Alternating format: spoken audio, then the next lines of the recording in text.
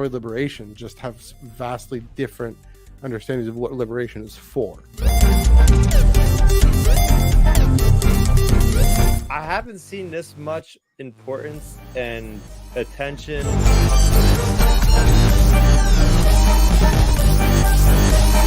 The story itself is a really wonderful, really great setup. Tractor beam has been engaged. Good evening, everyone. Today is Wednesday, January 10th, 2024. This is the Tractor Beam Comics Reviews on the Star Wars Underworld Podcast Network. My name is Matthew, and that is Chris. Wednesdays are for comics. Comics are for Wednesdays. It is the third week of comics in 2024, so we're going to dive right in. First off, though, Chris, how are you doing this week? Oh, man, it's a good time to be a Star Wars fan. We're going to dive into a little bit more like comic books this week, but man, am I excited to talk about that other thing that popped with the news. See, I'm excited to talk about comics too. So I don't know about you.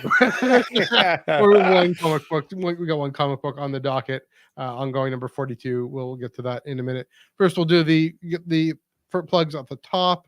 You can follow us on Twitter, Instagram, and Threads at Ion Cannon Pod. Again, this is the Tractor Beam, but the umbrella socials for now are at Ion Cannon Pod, EYEONCANONPOD, of course, at the SWU as the flagship, the network.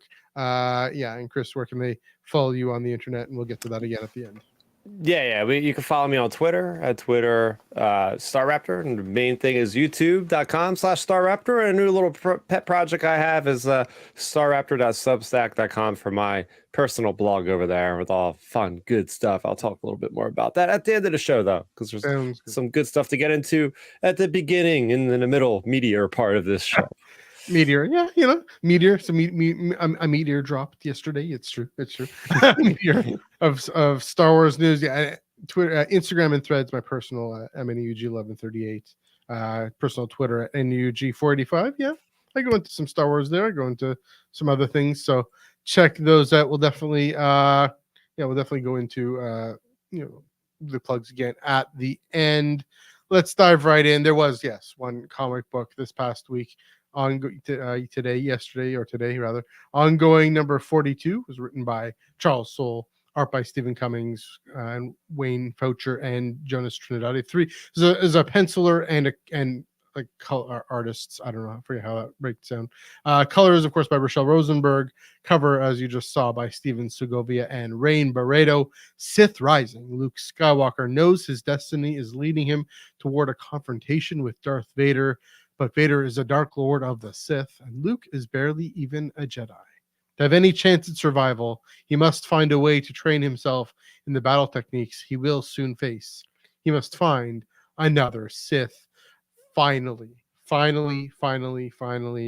at least the clearest sense that Luke is thinking about, he's caring about, not looking forward to, isn't enjoy, but thinking about building up to this confrontation with certain Darth Vader, certain Anakin Skywalker, certain Darth Sidious. What we see in Return of the Jedi. Again, there's still not a sense of what, when this is going to happen. Joel and I talked about this ad nauseum. Chris, you and I have talked about this ad nauseum on this podcast. How long are these comics in between Empire and Return of the Jedi going to happen? But we do have Luke very clearly feeling in his soul and in his mind, and even in this publisher description here, that he's asking, how am I going to confront the Sith, and maybe can I turn my father back to the light side of the Force? How do I redeem Anakin Skywalker from the shell, from the crust of Darth Vader? And it's symbolized for us and for Luke himself so wonderfully in this red kyber crystal that we know from E.K. Johnston's Ahsoka, for example. We saw Ahsoka cleanse a kyber crystal from an Inquisitor, turning to a white kyber crystal, and for Luke, that's a real symbol, real sign of his mission to cleanse Darth Vader of the dark side, cleanse his father Anakin of the dark side, because he still feels a connection. He feels this bond, and First thing I did admit I had to go back and on the digital look back and see, okay, issues number 34, 35 of this run. What happened then? He finds this, I forget the species, Falinasi. Yeah. And turns out they have this tradition, this mystical tradition of having these force visions connected to kyber crystals, connected to possibly Sith kyber crystals. And so in that, he encounters this ancient Sith Lord, Sith lady. Joel, you're saying we don't know, is it male or female? Kind of. Male or female? Yeah, there was what you're saying. I've been looking. Looks completely female to me, but okay. Could be non-binary. Who knows what? But the point being is this kind of trial run, if you will. And what happens in the issue number 35, interestingly, is Luke goes and has a vision very similar, and he's in blue, very similar to the way Vader would be in red in those visions in the Charles Soule 2017 run. And he goes and he actually he encounters kind of a force presence of Vader, of Anakin, of Vader, really. And it's red is, did I just see my father? And so what I love, maybe, first of all, just going into Luke's character, into Luke's journey at this point. Joel in the comments mentioning, this about Luke's personality and how he's still this kind of folksy, happy-go-lucky, very, very, still got the farm boy in him. At Return of the Jedi, he's at least able to put on this serene, stoic Jedi Master pose that we haven't quite seen in the comics. He's able to confidently go and confront Vader and confront Sidious, and at the end of the day, throw his lightsaber away and say, "I will not fight you. I'm a Jedi, like my father before me." This one, he's starting to care. He's starting to feel it and consider it. And if he can do this, and if he can find a way through this crystal, then he can maybe it'll give him the confidence, maybe some wisdom, some insight into how to go about this. Being that way, that to throw out the lightsaber and say, "This isn't the time to fight back. This is the time to evoke compassion from my father." So that's what I hopefully this sets up. Another thing I love about this so much, and we've mentioned how, especially Charles Soule likes to build on what he's for the vision in issue number 35. In this, again, red kyber crystal. When was the last time we saw? Well, in Jedi Survivor, we see the kyber crystal thing happen. But in Charles Soule's Darth Vader run, we have Vader going into the caves of Mustafar and taking a kyber crystal and pouring all his rage and hate into it, and that's how he bleeds. And even that vision of confronting Obi-Wan and Obi-Wan confronting him and saying, and him being tempted by the light, I'm going to turn back. That all comes back to me when I read this issue and think about this issue. Is okay, Charles was able to show us how a crystal is bled as a part of the character story. Now we're seeing a crystal hopefully maybe be cleansed as a part of a character. It was part of Ahsoka's story too, when we saw that very clearly. But here again, we don't know. I mean, he's stuck in this vision. The issue ends. He's going back, transported to this time. We don't know where this is. It could be Exegol. There's the symbol of the Sith Eternal again. He's stuck in a jail cell, and there's all these other Sith with red lightsabers all around. Again, whether or not this is some kind of clue to some ancient past, that's interesting, and that I'm curious to see if they build on that in terms of lore, storytelling sometime. But more importantly, Luke, there's a real challenge, a real trial Luke has to go through these precarious circumstances, and like we've been saying, Kristen, it's set up, but for what it does set up, I'm really excited for. So that's me. I've gone on a lot about this issue. I enjoyed it. I'm here for it. Yes, it's another arc, but really, I think start of the feline to really build the character towards where he's at in Return of the Jedi. What did you think of this issue? Yeah, I thought, as I put out on Twitter, I said, it's a dime a dozen that we get these Luke Skywalker centric stories. I almost want to just have the next comic series just be Luke Skywalker, because we haven't ever gotten at it. Crazy, right? It is now, like, let's see, it's been almost 10 years. Actually, it's been about 10 years in canon with Star Wars now. The canon has been around for almost 10 years. Yeah. Well, and we haven't gotten... 9 years, yeah, 9 years for the comics, because the New Dawn started in 2014. Yeah. But it's crazy to me how we haven't gotten a Luke Skywalker centric, like, ongoing, like, Poe Dameron style comic or something like that. So these stories I look at with a microscope, and I'm like, okay, if they're putting out a Luke Skywalker story, this duology, if you will, it's going to go into 43 as well, as we know, and then it's going to move back to Lando in 44. But this better be important. This better be big, because, as you said, like, we got to go from the farm boy Luke to the uber confident Jedi Knight, force choking Gamorrean Luke Skywalker receiving Return of the Jedi. And I am starting to see that. I mean, just from a visual perspective, seeing the artwork, seeing him in his famous black outfit right there, that's a good signifier. There's not much more time going on here. True. He's going to have to catch up to that point, because he's wearing that outfit, obviously. It talks about his mindset, but the idea that he is having these latent force abilities, like he doesn't even realize he's able to deflect blaster bolts like his father, Vader, in the Cloud City thing. We'd be honored if you would join us, as Han Solo's blaster's going off and he's reflecting it. Same thing. It's the same thing. Kylo Ren does the same move, basically. So it's pretty cool to see. Okay, yeah, he is getting powerful in the Force. Now he's just got to find out ways of training. And he's got the books. He's been studying the books, and he's got these Falinasi allies. I think what this issue does really great, and Charles Soule does a lot with laying the foundations, laying seeds for different philosophies of the Force, and getting to really understand about how to turn a red crystal back to neutral, I guess, kind of a la Ahsoka in Tales of the Jedi, or the Ahsoka novel. She's able to do that. But it's pretty cool to see, like, okay, you're going to go into this specific moment of time when this character essentially bled the crystal.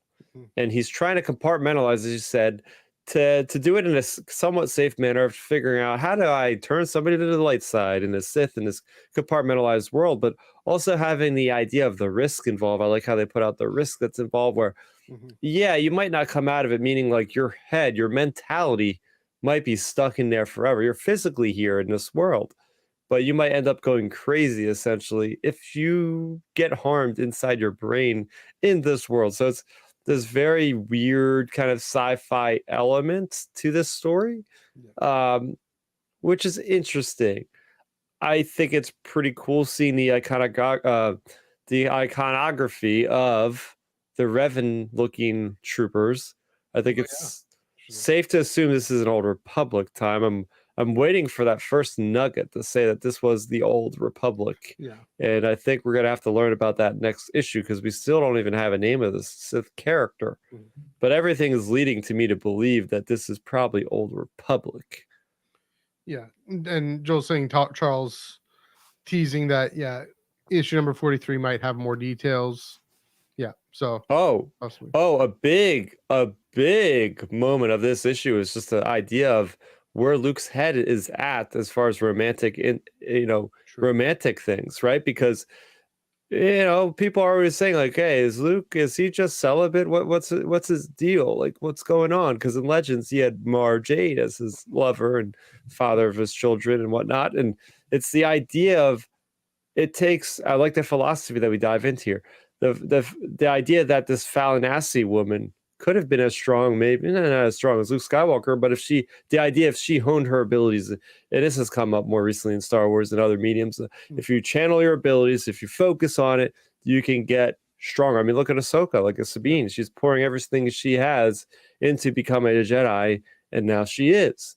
It's the idea that Luke is so hyper-focused on doing everything he can. As I said, he is obsessed with this idea of getting the Force, and he doesn't really care about anything else. And yet this lady Greta, yeah, it's like, what's his deal? He seems distant from me, and that's how this lady, the auntie, explains it to him. So I think it's really good because we look in Battlefront 2, and he's on Pilio with Del Mico from Inferno Squad, and he has as stoic gets in that characterization of Luke Skywalker. Not much personality.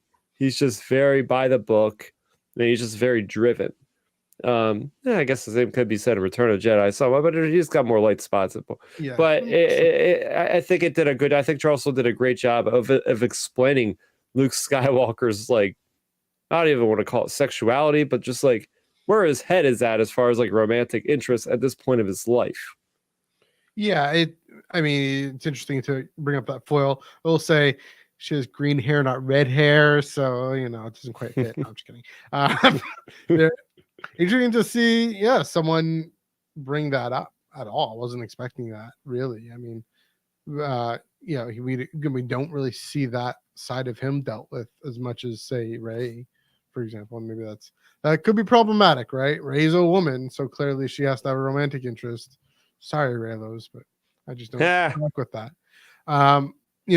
It's interesting to see, a foil, someone who's actually interested in Luke, why potentially, and why, and an answer to why he just doesn't. It's not that celibacy is inherently the right path. It's just he's way too focused on what he's doing in restoring the Jedi. Well, in this case, he has to confronting the Sith and redeeming his father and hope and for the rebellion and everything he's working for there. And that's such a focus, such an attention. Meanwhile, his sister is able to fall in love with Han and take that time. She has to be encouraged by Mon Mothma, and she doesn't have centuries, millennia of Jedi tradition, at least suggesting maybe that this singular focus needs to be the way to go. So it was interesting just again to get that answer. One thing to think about in terms of him being so serene at the beginning of Return of the Jedi, you mentioned, he's choking the Gamorreans. He's wearing black. He's got the glove, the mechanical hand in the glove. Mm-hmm. There's always, we know this. We know George was playing with us a little bit. This thing, is he going to follow the dark side? Is he tapping into the dark side a little bit? Is there something about that risk of, if you're going to confront the Sith, you might actually get taken over by the Sith, and that's already introduced here. That's yes, he could either lose his mind, or he could fall to the dark side, or have some of that seep into him. I don't think that's really going to happen here, but that he's locked in this prison in the vision, and the prison, therefore the prison of the vision. It suggests, there's a risk of that as well, and a risk of him losing his way, and the fact that he has to seep some of that in, allow some of that in. I'm not saying he's a lavender Jedi. I'm not saying he's a creamsicle Jedi. I'm not going to use the other color there, the one that's just with the G. But even if he's trying to cleanse the crystal, he has to go to Jabba's palace, and he has to deal with Jabba on his own terms a little bit. And there is a sense of, the way Vader himself has, at least at this point, we have this backdrop here of him being Skywalker and cracking the glass. Other than that, and this is right after A New Hope, right? Other than that, he's very almost he's not very wordy. That's something Kieran Gillen once mentioned about Vader, is how, I think it was Kieran Gillen saying, if you're going to write for Vader, you have to be very economical with your words. And I will say, Charles Soule and Greg Pak have done a fantastic job. The script writing there and conveying that Luke has to get some of that stoicism, and it's not really, I don't know if it's fully stoicism. It's cobalt. It's not cobalt. What's the, in 2001: A Space Odyssey, the big black box that just drops. I forget what that's called. that material. But yeah, there's something of that he has to take on when he's going into Jabba's palace and enacting that plan. That does end up serving him a bit as a vessel to get him into the Palpatine's office there, into the throne room. Then he lets it go. Right. First of all, he gets it go because he lashes out in rage when Vader threatens Leia. I think Joel mentioned that on Monday. But then he lets it go. Says, "I will not fight you. I'm a Jedi, like my father before me." And yeah, it's playing with those things. It's playing with those things already at this time. Yeah, I like the idea that Charles Soule is brilliant in his tackling of this whole idea of, Luke knowing about the Sith. How does Luke come in contact with the Sith? Obviously, you'd be breaking the timeline. You'd be breaking the canon if there was just some random Sith around, right? Like, that would make no sense. I could just see all the articles online saying there's no more consistency with the canon these days. How is there a Sith running around? And I can see all the discourse already. But the idea about how he's interweaving a Sith into this crystal, and it's like going into Luke's mind's eye to like tackle this very idea.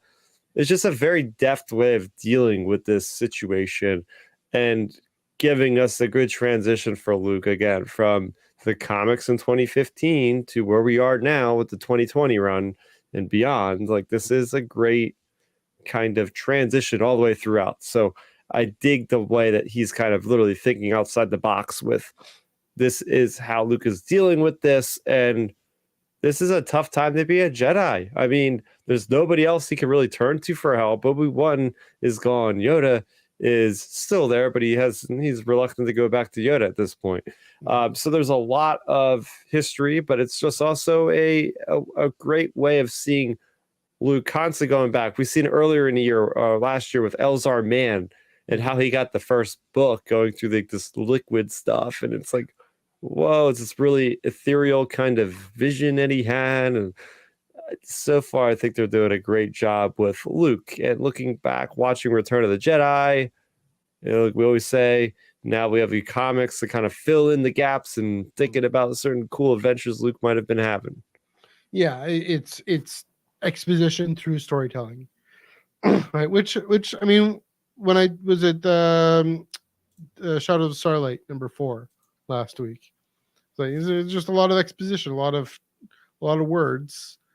This case, there were a bit more words, but it was still there. It was still action. It was still carrying on. You're carried on Luke's journey, even as he's getting arrested. And saying, "What time is this? When is this? What's going on?" Yeah. They don't give us an answer because Luke doesn't have the answer, right? No. Well, they don't give us the answer in this issue, right? I'm waiting for it, man. Oh, sure. I'm waiting to find it out. I'm waiting for this to start the seeds of the next initiative. Sure. And to your point, and to, I guess, both of our points, is if they give that answer, it's going to be at least as alongside and part of this character story.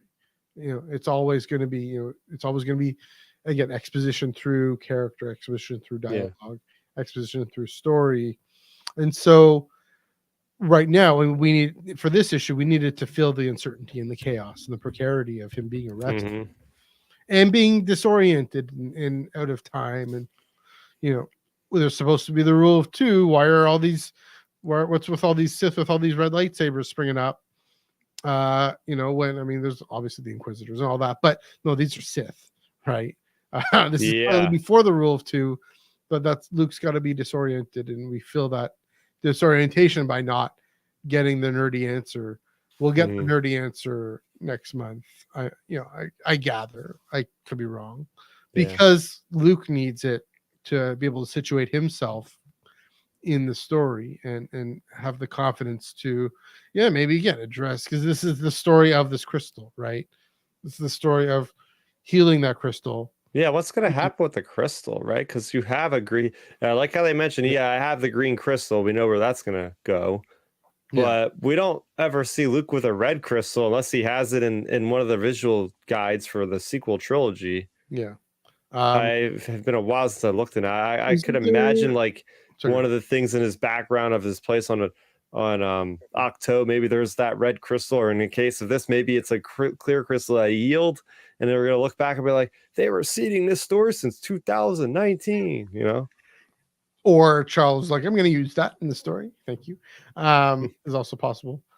But yeah, it to situate him, and then the story of this crystal being healed, because situating him in this this Sith Lord lady, whatever story, then to go back and re-enter Anakin's story, Or situate himself into Anakin's story. Again, this is the point, is him learning what it takes to do that. But yes, there's also the fun speculation about the lore and stuff, which we can or I could see. I don't think it'll ever be this way because it hasn't been said in canon. When you turn a red crystal back from the dark side, it turns clear. But I'm also thinking of other Jedi, like, oh, maybe they'll change the lore and it'll become blue, and this will be the crystal of Kylo Ren or the crystal of Leia's training saber or something down the road. Yeah. But I don't think that works that way. They can. I mean, they can. I don't know. I like the idea of it being clear. That's the clean slate. And going back to, I guess, on Ilum. I mean, my sense, I think, is that they're clear until the actual Padawan youngling comes and encounters it. Yeah, and they're colored. I don't know, but coming back to the purity of who that person is truly, that is obscured by the dark side. that is a good point. The purity of it. I mean, again, because it's a symbol. And it's always been a symbol, even in the Ilum arc, right? It's all these kids are going back to the Clone Wars episode. Actually, these kids, the point of that ritual is to actually learn your way through and trust the Force. That the Force will call to you, and the crystal will call to you. It's not you to. Yes, you have to do the work of figuring your way through, but I mean, like with Cal in Jedi Fallen Order, he has to find his way through, and the crystal keeps shining for him and keeps being this beacon. But even then, when it breaks in two, he has this moment of despair. His whole thing, and that's the thing. It's part of it's the character's story, the character's journey, and it's a symbol of the character's journey. So, for example, for Cal, when it breaks in two, you have to realize even things that are fallen apart and shattered can still have life and have use and have benefit to the galaxy. And so he's able to put them in two different, like, dual wield and slap them together and whatever. I'll be curious. One of the things I'm kind of curious now. I think, I guess, the Acolytes of the Beyond end up with Vader's saber or something, right? I mean, we don't know anything after that. Is there something about Vader's crystal? Who knows? But just as a symbol, right? We get the actual image, right? We have Vader, we have Anakin on the shuttle on the Death Star, and Luke keeps saying to Luke, "You were right." And we have the Force Ghosts, the Anakin Force Ghost, the Hayden Force Ghost in Return of the Jedi, the Hayden Force Ghost, and then of course the Force Ghost in Shadow of the Sith. So yeah, we have those, but it's a really, and an Ahsoka too, right? Yeah, of course, yeah. That show, the Space Force show, yeah. We have, but I mean, I think when Luke encounters him, I guess is what I'm saying, is Luke's role in Anakin's return, which is at the core of at least George Lucas's 6 films, right? Again, the image behind us, the significance of Luke existing to Vader, to Anakin, seated all the way back in, not seated, but looked at all the way back in the beginning of Kieran Gillen and Jason Aaron's runs. So yeah, lots to talk about, lots to chew on. I do agree. You're right, we haven't gotten such an in-depth of a Luke story. I wonder if Lucasfilm was saying, let's hold off on that. Yeah, I feel like he is so guarded right now. Yeah. And now with the Mandalorian opening up the idea that he could exist more rapidly in the future, that it's just, but still, there's like that 5-year gap buffer. I mean, I feel like you can't really mess things up that much if you start delving more into them. I think, I mean, I remember, oh gosh, 2020, 2021. There's an issue in one of the issues in this ongoing run early. Luke and Lando talking about let's go on these adventures. So I remember that distinctly. I was like, okay, are they setting this up for afterwards? Ooh, maybe. So that'd be great. I think that would be a fantastic. I know Adam Christopher wrote his novel and that deals with a lot of that. But yeah, to have that be the next thing, I'll be okay with that. Bring in Lor Santeca. There you go. Yeah, he needs a resurgence. Yeah. I mean, yeah, and again, he was also in Shadows of the Sith, but yeah, definitely. Yeah, I guess Beaumont Kin. We can have Beaumont Kin. Why not? Yeah. That would make sense now, right? Just looking at force history. So anyway, I mean that's all I got to say. We did a whole half hour on this comic somehow. Yeah. I mean, I thought there was lots. We didn't even talk much about Greta, and we did a little bit, but we did a little bit. Yeah. Good character moments there. Do you have anything more to say on ongoing number 42? No, nothing worth of note. Just looking forward to see how this concludes, and if we're gonna get any more Star Wars or Luke Skywalker stories told in the Star Wars era, going forward from this moment. Yeah. Like you mean like the original trilogy? Yep. We'll see. Well, I'm sure we'll find out one day. Yeah. Before we move on, I just want to say shout out to Alyssa Wong. This is Star Wars Adjacent. Their Captain Marvel number 4 came out. I haven't read it yet. It came out today. So go check that out as well. That's why they're not doing Star Wars. Although apparently wrote a short story today recently. I don't know. But yeah, check that out. Still in the House of Mouse, Marvel. Anyways, yeah. Oh yeah, that book. Yeah. We also had the last issue of Mandalorian. So just in time for some really sweet news. So yeah, I was digging this one because I said, hey, this is cool. Yeah. And I gotta mention something here. Sure. They put these darn awful spoiler darn cover descriptions on the very same week of the thing I'm reading. So thanks a lot, Marvel, because I ignored it. I don't know. I mean, I assumed he was going into the mind's eye, but you didn't have to tell me that explicitly. Well, that's kind of what they did with the Lobot thing, right? Yeah, it's like, come on, guys, like wait another couple of weeks if you're gonna do that. I mean, if you're not a fan of spoilers, how much do I hate spoilers? So anyways, yeah, because I mean that's not for another month or so, I guess, whenever that comes out. 43. But one thing, we'll go back to the cover. Yeah. I mean, I am digging the banner. I noticed that right off the rip. Yeah, the Sith and it makes me wonder if they've changed their ideology over at Marvel. Are they just not doing like part 1, 2, 3, 4 of the same arc? Now we're just getting like different titles per each specific issue now that there's no more Scourge event going on. I just found that was an interesting observation I made.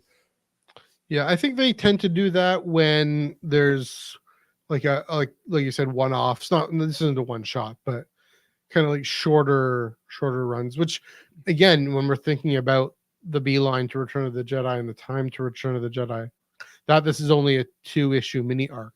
Yeah. Really gives us a sense of it's coming up soon.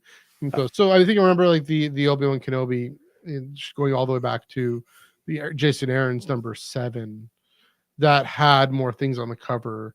More explicitly, the Sith and the Skywalker, just giving that to us right up front. I hope that the Lando thing. I know you'd probably take a 10-issue series on it, but I'm hoping it's only 2 issues for that story. I hope it's not a 5-issue arc and we're stuck here until like August. Yeah, because I want to move on. Like is that we talked about this, so I won't say much more, but it's like, is that trial really necessary? There's all this stuff that's boiling up in the Empire and Rebels, and we're learning about this little specific story about Lando, and could wait.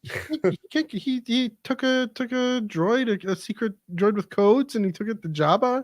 He can't get away with that. He's got to face the consequences for that.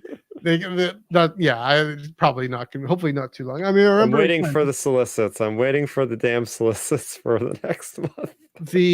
the end of Jason Aaron's time on ongoing 2015. That ended, and that was starting to peter out. Right, what's happening just before Hope dies.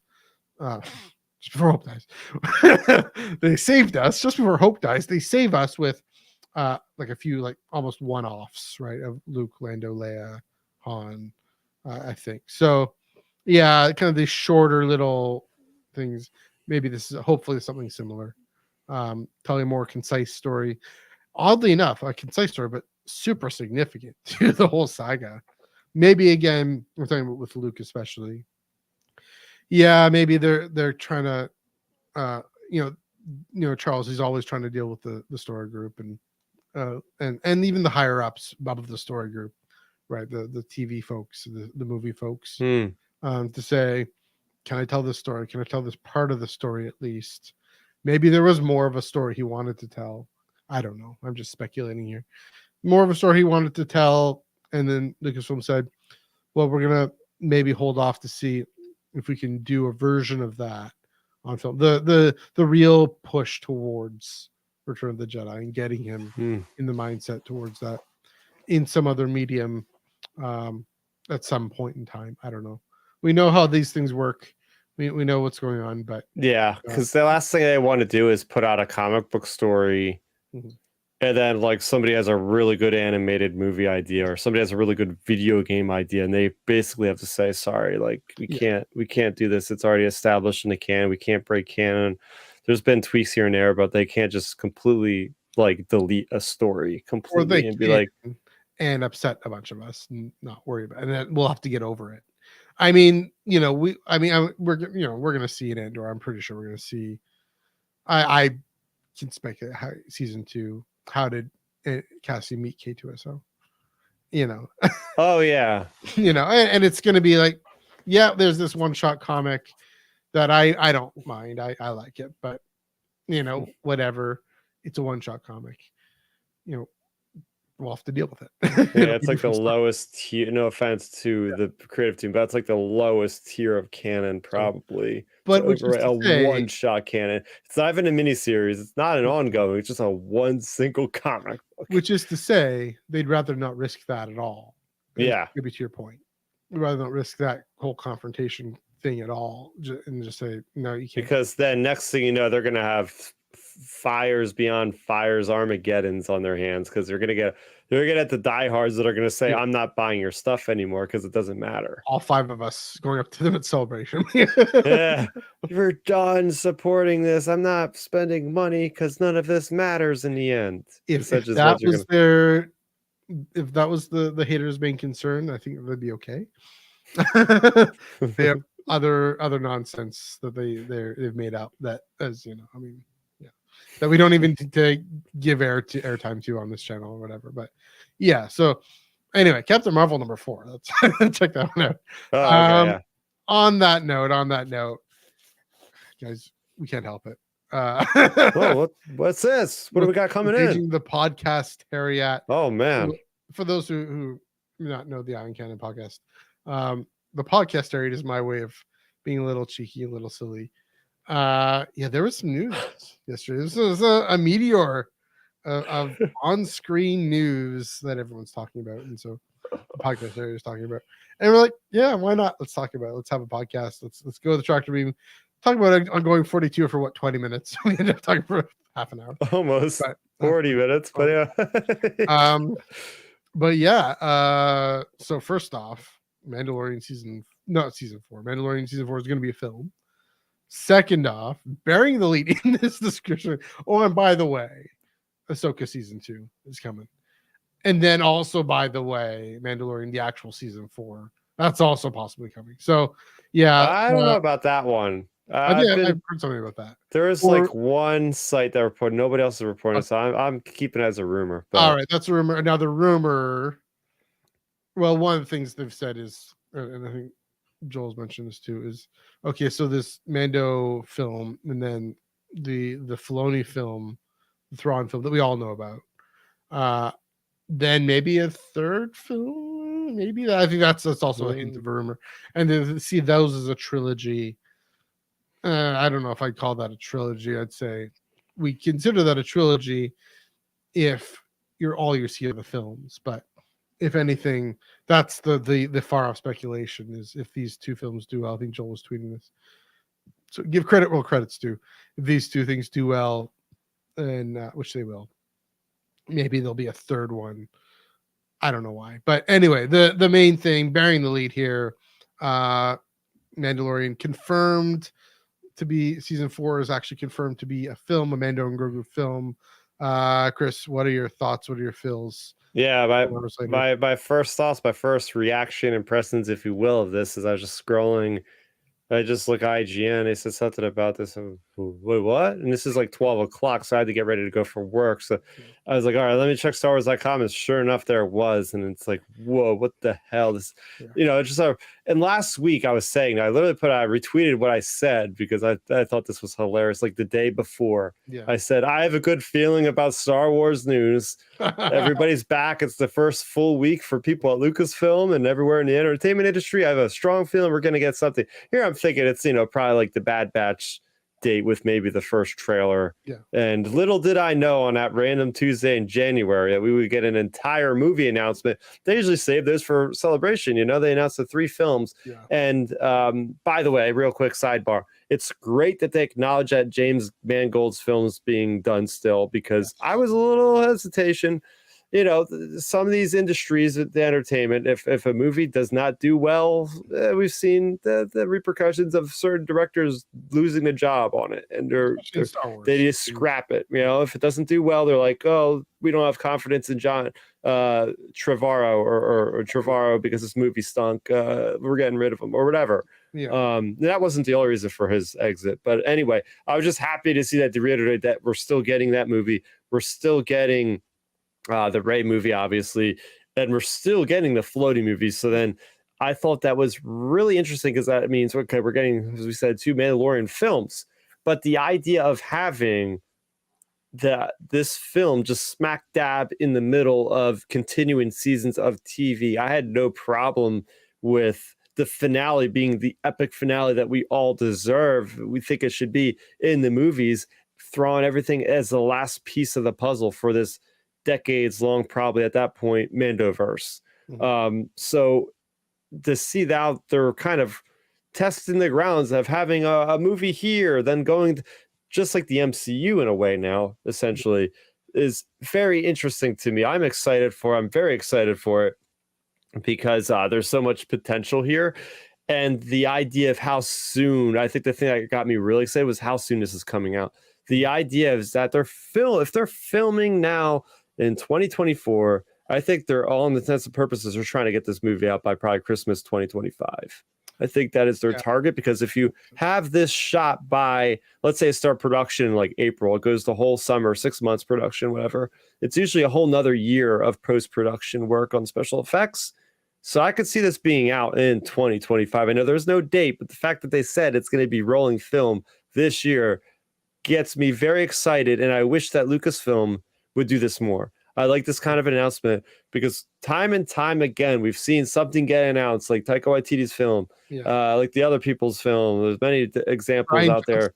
Ryan Johnson's film, like they announced it so far in advance, and it just never happened. So the idea that they're going to announce a movie and it's shooting the same year they announced it is great news. So my thing was, yes, we're getting a Star Wars movie, and it's coming a lot sooner than most of them are announced. Yeah. So on that last point about the announcement, I mean, first off, it's interesting you say that. I thought it was weird that they announced it this way in the press conference, little press release, whatnot. Yeah, I mean, well, here's the thing: two thoughts there. Yeah, the proximity thing that it's shooting 2024. That's this year, by the way. We're in 2024. I'm off the top. Yeah. So okay, this maybe means that things are further along, well enough ahead, that they can risk putting it out there and letting us know that this is happening. I mean, we knew something. We had the strings of speculation. We even brought it up on Iron Cannon, and I did not like this idea. Same, yeah. This idea, it felt at first, feels like Bob Iger's coming in and saying, I want this thing to happen, so go happen, can make me lots of money.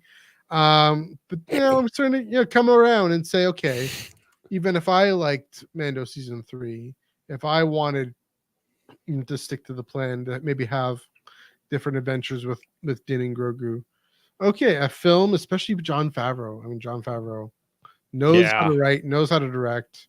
We want to talk about talking about Marvel, right? Iron Man, yeah, one of the greats, and he's really, I mean, he's probably stronger in a film than he is in streaming service. Although again, I like season 2 of Mando even more than season 3. I think a lot of people did. Even the weird stuff, especially the weird stuff. Give me more of those spiders. Give me Frog Lady. Why not? But yeah, I can see it being a good, tight, coherent story, and that's kind of what we're hoping for, and that's maybe what a lot of people were critical of. Not maybe, that is what a lot of people were critical of with season 3, is that it wasn't a tight, coherent story. They kind of go all over the place. I get the criticism, or just it wasn't as robust enough with it wasn't robust with the 2 factions and how they come together and all that. Again, I enjoyed the story enough that I didn't mind any of that, but I can see the criticisms. So yeah, I'll see it. I'll be there. Obviously, I'll be there. I'll see it. I'll get excited for it. I'm still sticking with the Hannah Rayside rule. I got my variant of it. I'll believe it when I'm sitting in the theater halfway through a bag of Mars bars and and the crawl is rolling up. But it's right. It's good to see it coming out. Good to see it happening. Or if it doesn't, if it all falls apart, then they can say, look, I know how the back end of a WordPress site works. I know how to set something back to draft. I know how to set something back to just bury something in a little press release. There are probably how many press releases on Lucasfilm website or on StarWars.com that just didn't come out, didn't pan out, can get ignored. So as opposed to Kathleen Kennedy coming up, Disney Investors Day saying this whole thing, or Celebration saying this whole thing is happening, this is coming. It would have been interesting if they had waited. Well, it would have been way too late for them to wait till Japan.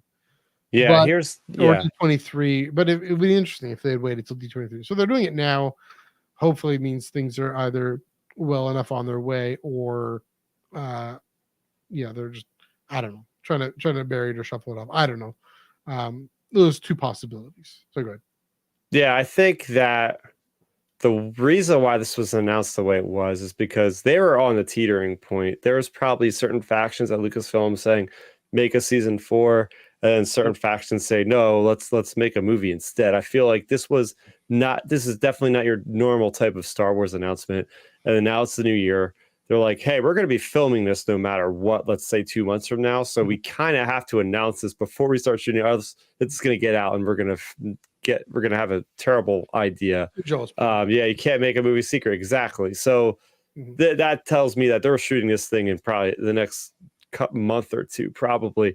And it's interesting because I'm guessing they're going to probably just film this where they've been filming Mando. I mean, I don't know if they have the time, the flexibility to just suddenly be like, oh, we're going to go to Pinewood. There's probably another movie shooting up Pinewood already that they don't have space for. So I'm also curious what you think about the title. I think, from a business perspective, they're naming everything by the names. And us as Star Wars fans, myself, I can't speak for you, Matthew, but I sometimes get tired of these names because they're so simplistic.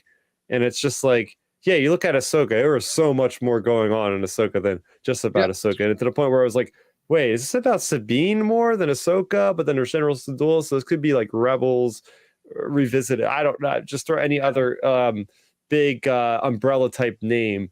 So, Mandalorian and Grogu. Yeah.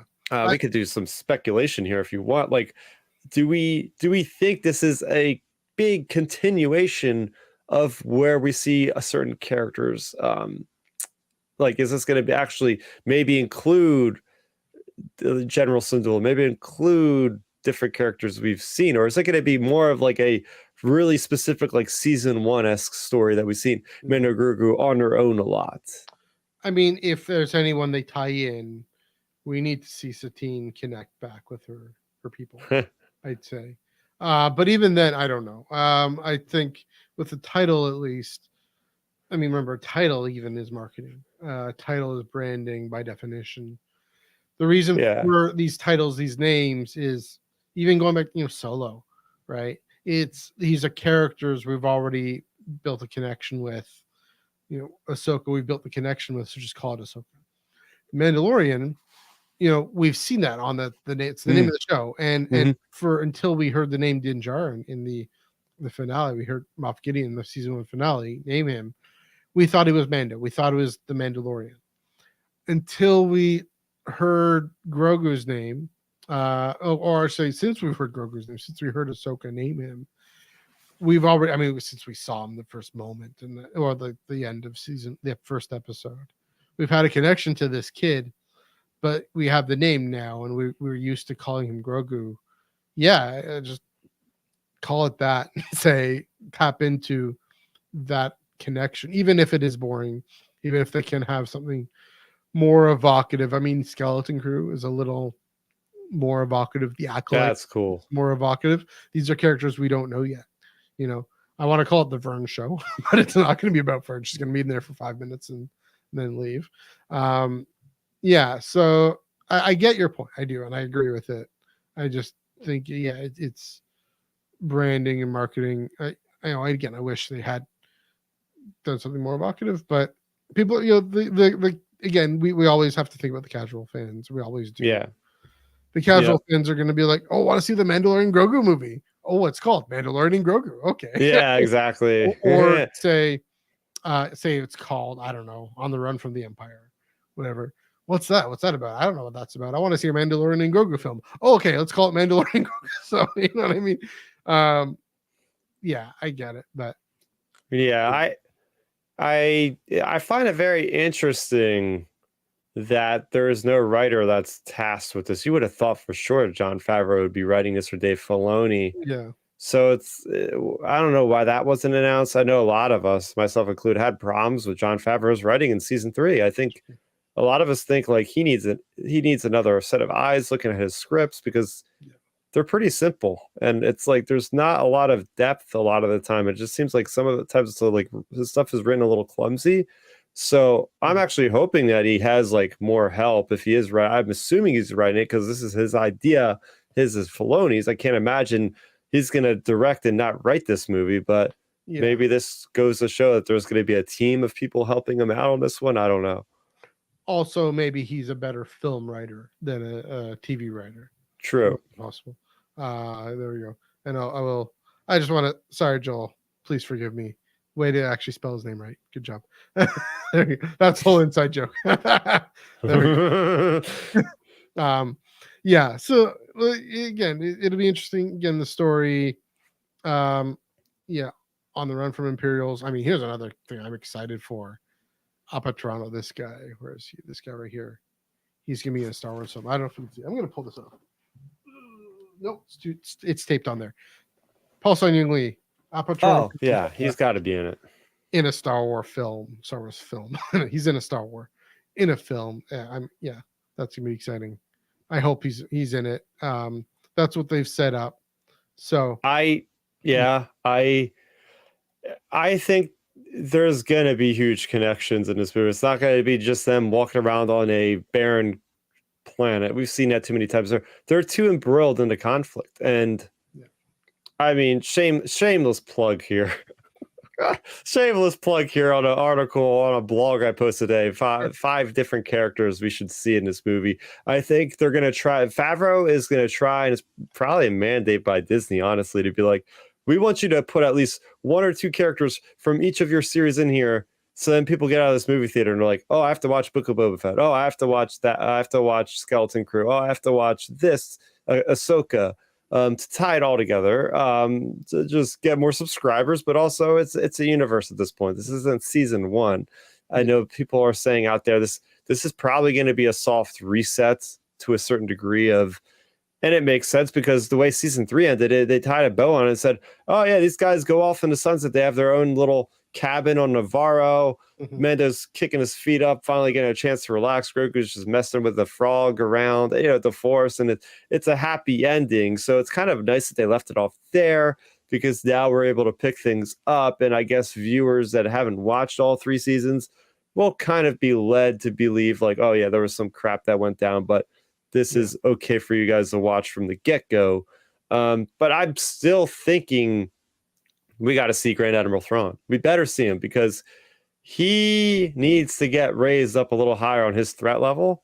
So I think seeing this as part of the big plot of seeing his first push into the known galaxy, seeing everything with space battles on the big screen, you're not putting this out there to have you're not putting a Star Wars movie out there that's not going to have a big ass space battle. That's not going to have some kind of lightsaber battles.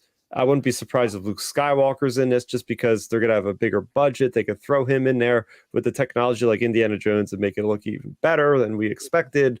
So as much as it's called The Mandalorian Grogu, I know from experience it's going to be more, they're the main characters, but it's going to definitely be an ensemble movie for sure.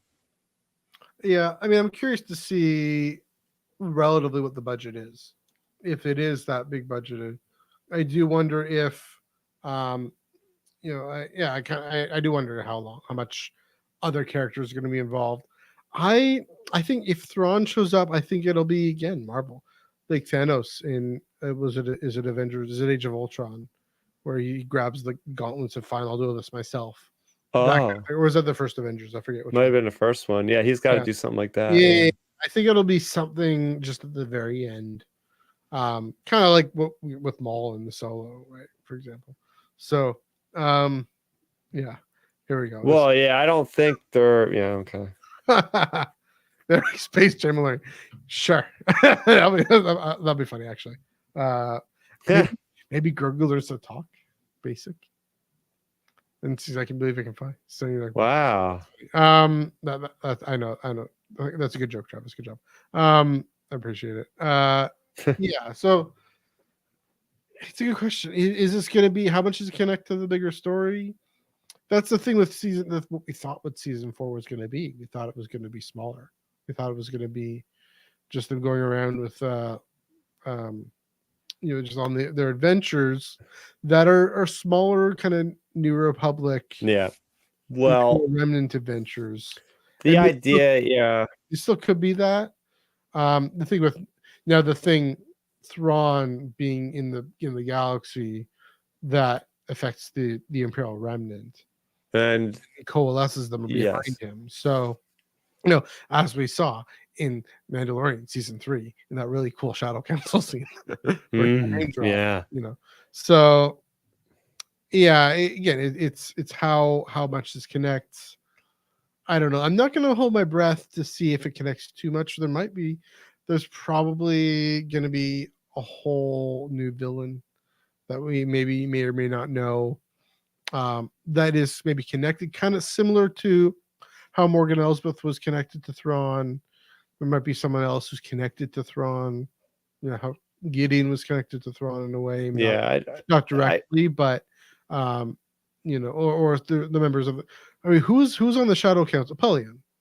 Yeah. Does Pelion survive? And Hux's father. No. Yeah, Brindle.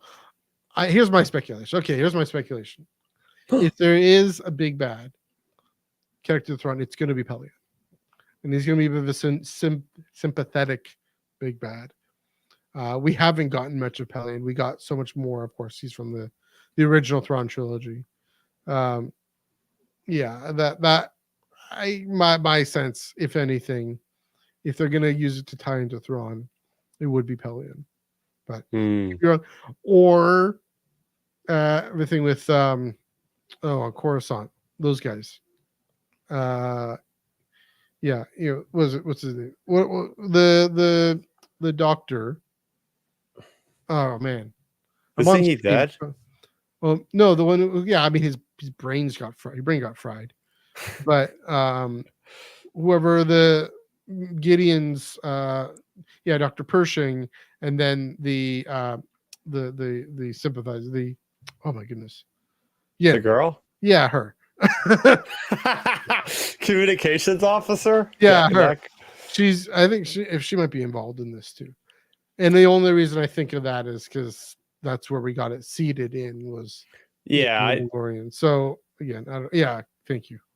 I think it's very safe. Yeah, Eliza Kane. I think it's very safe to assume that there's no way that Thrawn can't show up in this, or at least be a part, because the idea that the season 3 ended with him now taking jobs as a mercenary for the New Republic, which means he's probably going to eventually report to General Syndulla, who is the one that is most likely going to know that Thrawn is out. She's going to spearhead that thing with Ezra, and Mando's probably going to eventually end up under her command at some point, and it's just going to be head straight for that battle, wherever it is. Dathomir, we're going to see something there. Yeah, it would be one thing if the story was still like Mando with Mandalore. I could see they won't even deal with Thrawn at all, but it just feels like there's got to be an intersecting line when New Republic and their main concern with Syndulla is always Thrawn. So the reason I'll agree with you in the sense that Thrawn will have a presence. I'll agree with you. Surely, we saw Hera. Well, if Apatron or Carson Teva is in it, then Hera is going to be connected because he directly reports to her. Yep. And is in cahoots with her, and even risks confronting the New Republic with her. So the Space Whales, of course, she's there. Where was I going with this? Yeah, and of course, Thrawn, Hera, and Teva. The last things we've seen are in Ahsoka, and so that's fresh in our minds. So we'll be wondering, okay, why aren't they here? Again, I think Thrawn is only going to have a minimal presence because they're saving him for a minimal direct appearance, I should say, because they're saving him for the next film. Primarily. But that's the thing, though, is you can't completely save him for the next film. No, because I disagree. I agree. They're gonna give him some sense because they got it's a ramp, but it's just in the ramp. And that's what I'm getting at. So because I'd be so mad bad in this if they just basically introduced him the way they did in Ahsoka, which is fine. Yeah. And then they show him up in the last movie, they kill him in 2 hours, and it's like, wait, what? He'd even get a chance at victory. Like, what's going on here? More of him. It's true. We need more of him. So and we also got the Ahsoka announcement, season 2. Well, one last thing I want to say is with Pelion. So I kind of think of him in terms of I'm on stream, blanking on names. The ISB guy who he has the seat on the Death Star. He's in the Death Star scene with Vader and Tarkin. He's in Endor. Wow, I'm just so bad right now. That ISB officer, Wolf Yularen. Yeah, I kind of see them as similar, just kind of wizened and a bit more temperate. Maybe they're both older guys with white beards. I don't know. Maybe that's why. But that's kind of why.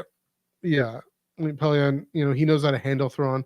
Thrawn is temperate, right? He's not the famous thing. He doesn't rule through fear, but respect.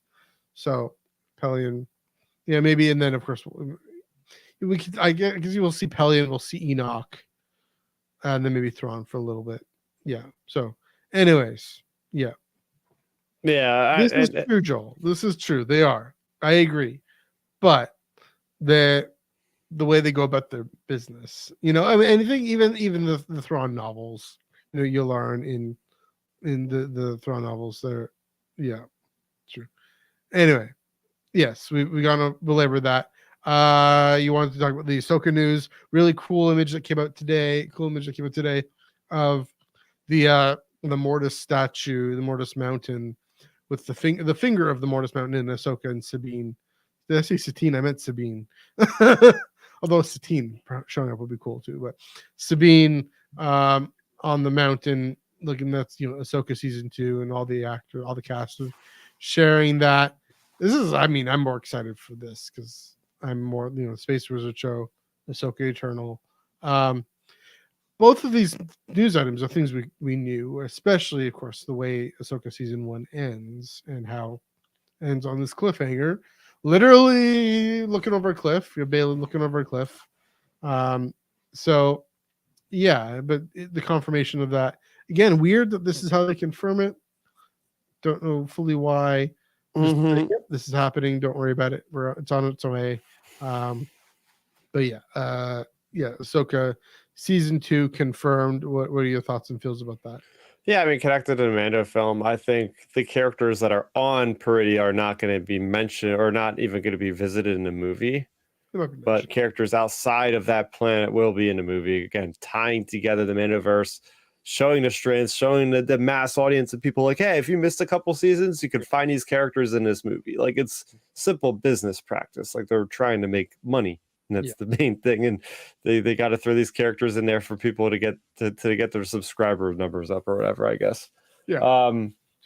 Yeah, I mean, I'm excited. I don't know how much they're going to deal with Thrawn or how long they're going to be on that planet because all the major characters are there. So I don't see how Thrawn could really be impact. Although General Syndulla is outside of that, so, and Ezra too. So I guess they can go back and forth to their perspectives with that. Mm-hmm. But it's interesting just seeing the flow. I feel like the Mando movie will come out before Ahsoka season 2 because the idea that they're still developing means that he's still probably writing it, the script and whatnot. So I think that's probably not coming out till maybe 2026 even. That seems like it's really too far away. I don't know. Take the time to get it right is what I say. I'm just thinking about it now.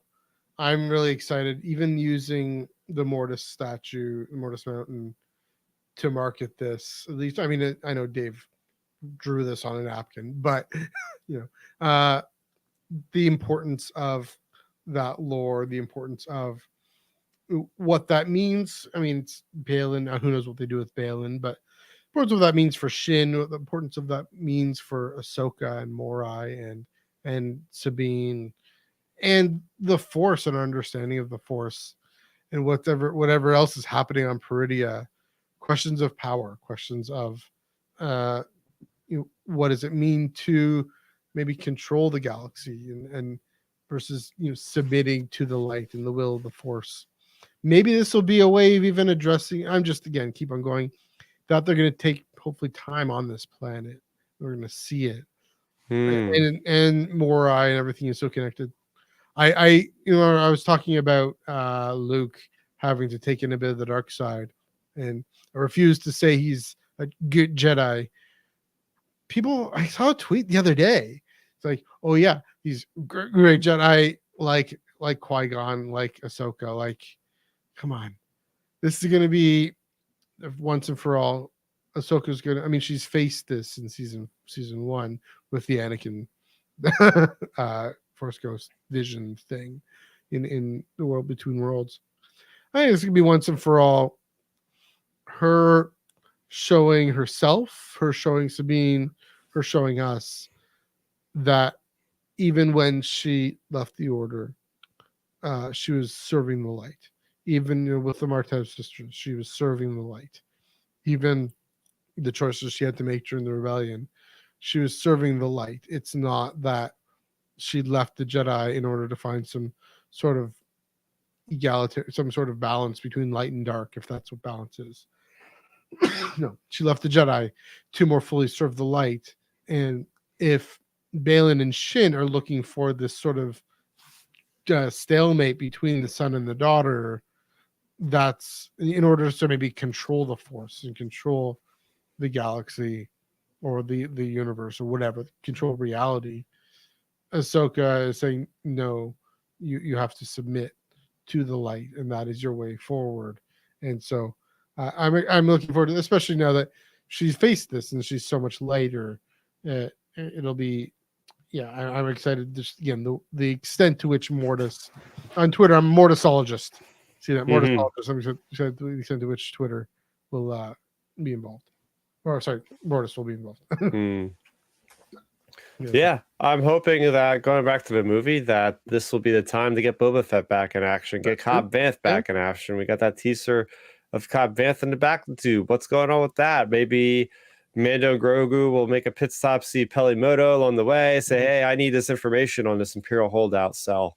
What do you got for me? Or something like that. And then maybe Cobb Vanth ends up joining the New Republic, because what else has he got to do? I mean, Boba Fett's in charge. He's got order on Tatooine. There's nothing for Cobb Vanth to do anymore. And I think way back when Rangers of the New Republic was being thrown around, I mean, he was one of the speculations that a lot of people are coming up. Like, hey, maybe Cobb Vanth will be part of that team. So I would like to see that entity of the crime syndicates somehow weave their way into the Mandalorian and Grogu story. Mandalorian is very steeped.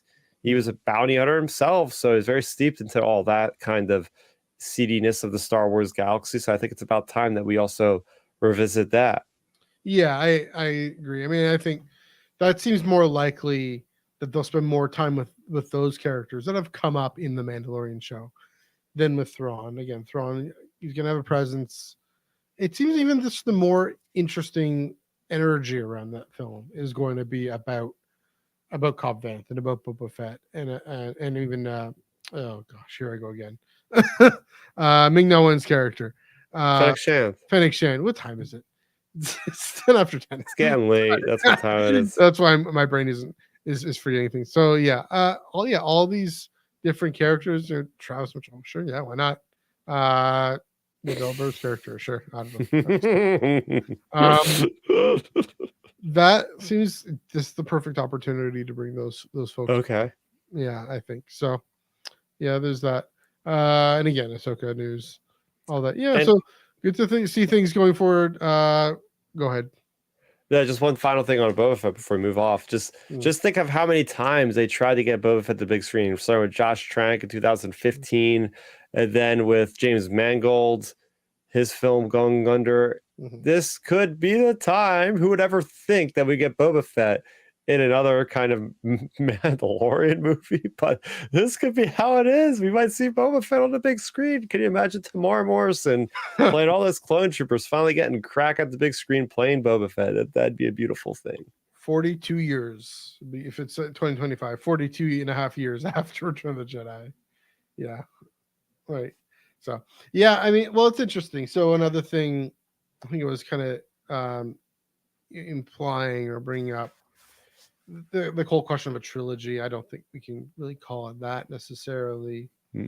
It'll be interesting to see the perception of people who haven't watched these TV series, because, I mean, for us, I think the main storytelling thrust, it's like you mentioned with Marvel, it isn't that there are. It is a little bit in terms of behind the scenes, films, and then TV series. But in terms of the story, it's really well integrated within each other. Even thinking about how with Echo, how TV series themselves are. Yeah, I've only seen the first so good. 3 episodes. But the way that first episode really ties in everything with Hawkeye. Yeah, I love that. That's all I'll say about that. Don't want to spoil too much. But to say, yeah, everything with with films and streaming series, yeah, it's all weaved together, and there isn't like it is curious to see how it plays. It'll play in those 2 levels of folks. Yeah, but that being said, a lot more folks have watched The Mandalorian. A lot more of the casual fans or the semi-cat, I don't know how you call them, folks who wouldn't go to Celebration, folks who would see this movie in a theater, but wouldn't normally watch the Star Wars. They have watched The Mandalorian and they have watched Ahsoka, and so I think there is more. Yeah, general audiences. Thanks, Joel. Yes, general audiences, but I think there's a general audience that is bigger for The Mandalorian than for Star Wars comic, for example. Or novel. So the overlap is more. I think they'll be safer to say, okay, to assume that you've seen these stories a little more. Yeah, there's like I think Dama and Joel were saying, it's a crawl, kind of a crawl that says catches people up, or even just like a 5-minute kind of exposition thing that catches people up. It's just gonna be interesting to have a movie. We've never done this before. Every movie has basically stood on its own, or you just watch the other 2-hour movie that came out before it in the trilogy. So to have it, as I said off the top, spaced between other seasons of TV that are taking place before, taking place even after it, is just a very interesting exercise. I'm very curious to see how this is going to play out. And, maybe 30 years down the road when the next big crossover kind of multiverse thing is, or not multiverse, but like connected series, maybe it'll be cool to see how this works out. But if you have that stepping stone where we've seen how season 3 ended, it's pretty simple. This isn't a complex story. You just open up, like you said, a couple of lines of exposition. These Imperials, this really bad guy rising up from the ranks 5 years after the fall of the Empire. Here we go. Let's just get right into it. It's a popcorn flick. I mean, Mandalorian is not Andor. It's not this intellectual political thriller with all these different, people kind of backstab. This is fairly straightforward Star Wars, so I think it'll be all right. Which is why I'm more excited for Ahsoka, by the way. But that's all right. It'll also be fun. It'll be interesting. It is uncharted territory for Lucasfilm. It's not uncharted territory for House of Mouse, for Marvel. So hopefully, and Favreau, come from Marvel. So he was in What If, right? He has a pretty interesting, fun role in What If, by the way. So that's just an example of him being still in the environment that is now films and TV at the same time. It's true. It's uncharted territory for Lucasfilm. So see how they do. It'll be fun. It'll be exciting. It'll be enjoyable. It might give me more to talk about. That's Mandalorian gave me more to talk about than I was expecting. Everything to do with Mandalorian tradition and connecting with the past, connecting with other Mandalorians who you disagree with, and how that works out. I see again how season 3 may have dropped the ball on that. I still enjoyed it, but and then there's all this thing with Tar Vizsla. It's just hinting that possibility. Maybe. There's even that, but even that showed up in Mandalorian too. So fun times. Anyways, we've gone on quite a bit. Do you have any more to say? I'm excited about the future of Star Wars again. I feel like I have to say that to myself once a year when more big news drops, but this is an unprecedented time for Star Wars. We have 4 ongoing movies happening that are all very likely to happen. I think more so than the last few that were announced, because the constant shining of the light saying, "Oh, these are still being active development." And, we were hearing that the Rey stuff was going to start ramping up this year. So there's going to be like 2 Star Wars movies being made the same year. Think about this. I think there's a very good chance that 2026 we might actually see 2 Star Wars movies in the same year, because I think that the Rey movie could come out like maybe in the summer, and then Mangold's film maybe Mangold's film come out in either way, it's going to be back to 2015 again. I feel like I think we're going to just at least get 1 movie a year going from 2025 forward. I'll say the feeling of going back to the theater to watch a Star Wars, a new Star Wars. I'm going back to the theater in a few weeks to watch A New Hope. That's all. It just happens to be playing in a local theater. All right. To go watch a new Star Wars movie. Yeah, that'll be exciting. Again, I not hearing 2 films in 1 year. Can Lucasfilm do it? Again, we saw what happened with Solo. It's not that Solo is a bad film. What could it have been if they had waited another 7-8 months? And so, again, let's. It'd be interesting, it'd be exciting. I would much rather they spread it out. I have lots of things to keep me happy. I have streaming series. I have comic books. Comic book guys. I know. It's not the same. Well, for me, it's closer though. That's the thing. It's for those of us who are reading the comics and reading the novels. The enjoyment of it doesn't feel like a gap. Maybe it feels like a gap to some people. I get that. It doesn't feel like a gap to me. So, but That's why I'm more on the lines of take the time to get it right. But if they can figure it out, if they can do it, if they can do multiple films at once like this, if they can get multiple films out in a year, what a return, right? What a return to the big screen for Star Wars. It's true. So we'll see. I mean, yes, and I agree with that, Joel. The thing is, they got way more eyes looking at the movies. They have way more people working on the movies that can give input than maybe the editor and two people from the story group saying about the comics. There's so much more money involved that they can't screw it up. They can pass a mediocre comic through, but it's a completely different animal with the movies. So I hope so. And that's the thing is, Bob Iger in the past, all he saw was dollar signs. and so that's why I'm always a little wary of, okay, that's, again, take the time to make things right. And if Bob Iger's being, his moral stock is quite low right now, after last year. So after all the nonsense that he put out about the actors and the writers. So hopefully he understands what takes to make a good film. And I know I'm being harsh, but I'll believe that when I see it. So anyway, that's all we got. I don't know if you have any last thoughts there. Nope, I think we did a good job about talking about the first announcement. All we got was a single image. Yes. And a couple paragraphs, and that was enough to set the world on fire. I think. That's true. It was a lot. So yeah, we'll definitely obviously talk more about that on our different podcasts.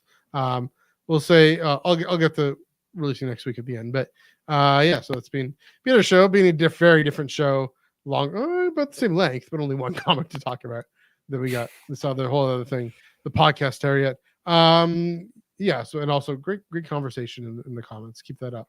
Thanks everyone for joining, for chiming in here. This is a Tractor Beam, usually comics podcast, but we want to talk about something else, so we will. On that note, Chris, where can they find you again on the internet? Where can they find you talking about Ahsoka and Mandalorian film, etc. next? Well, you can find me on Twitter. I'm talking about High Republic, Star Wars in general, video games. I've been talking a lot about I'll be talking a lot more about Echo probably because I'm really loving that series so far. I'm 2 episodes in. You could also find me on YouTube where you can see me talking. I also have my podcast, Room Transmission. We'll be talking about this very subject. So if you want to see me repeat myself a few times, go ahead and listen to us and watch us on Sundays around 7 p.m. Eastern time. And as I said off the top, I have my starraptor.substack.com. Just put up an article, blog today about the 5 characters that should be in The Mandalorian and Grogu. So there's some characters I didn't mention on this, but go ahead, take a peek. I also have a video game anticipation for 2024 article and some other things in the works. So I'm trying to keep that updated. It's been a fun little experiment for me, and I'm enjoying it. So you can find me at all those places. Just look up Star Raptor. I'm usually on most things there. Lots to talk about. Lots of different comics things going on. Of course, the film news to talk about there. You can find me on Instagram and Threads at MNEUG1138, on Twitter at NEUG485. This past Monday, right here on this Underworld channel, it was live at 8:30. The video's there. Joel and I talking about time, and this is maybe another thing we'll probably talk about this coming 8:30 Eastern time, 5:30 Pacific on Monday night, right here on this Underworld channel. This passage of time, Mandalorian season 4 is going to be a lot shorter.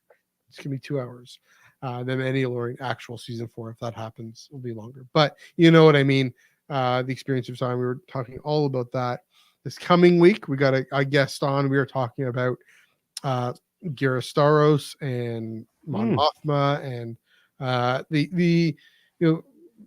forming an institutional government from a resistance to Coruscant. Wow. And so from Armed Resistance. So really excited for that conversation. Things we've started to think about last few weeks, but definitely working through that. Getting political on the Ion Cannon podcast. That is this Monday, 8:30 p.m. Eastern, 5:30 p.m. Pacific. Of course, on the flagship tomorrow at 9 p.m. Definitely got Dom and Chris and Hannah, whoever they have on, talking all about this, I'm sure. So come back for more thoughts and feels. And of course, I mean, Joel and I and our guests, we're definitely going to talk about this too. So I won't repeat myself then. Joel, feel free to think about more things to say, and then I'll talk more about the Ahsoka thing because we didn't get to that tonight too much. So I'll think more about that news and what I want to see. But yeah, that's Monday. That's where we are. That's where we're at on the internet. Coming up next week on comics next Wednesday. Bounty Hunters 42 of 42. The finale. Oh my gosh, I can't wait. Violet Valance and his story, Tonga and her story, coming to an end.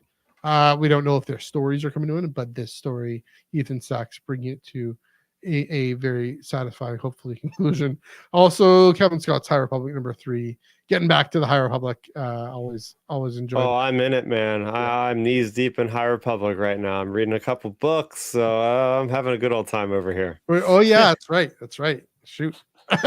Yeah, I was able to get early hands on with Escape from Balo and Defy the Storm. Middle grade and young adult respectively, due out January and March. So jealous. Stay tuned youtube.com for /Starraptor for my reviews on those coming very soon. But very much enjoying it. Yeah, so check your local comic book shop for those books. Bounty Hunters 42 and High Republic #3. For the books we talked about tonight. Ongoing #42. And then for all your comics, yes, they're on digital, Amazon Comixology, but support local, shop local. Bounty Hunters #42 and High Republic #3. We're going to talk about them right here on the Tractor Beam next Wednesday, 9 p.m. Eastern, 6 p.m. Pacific. Until then, happy reading.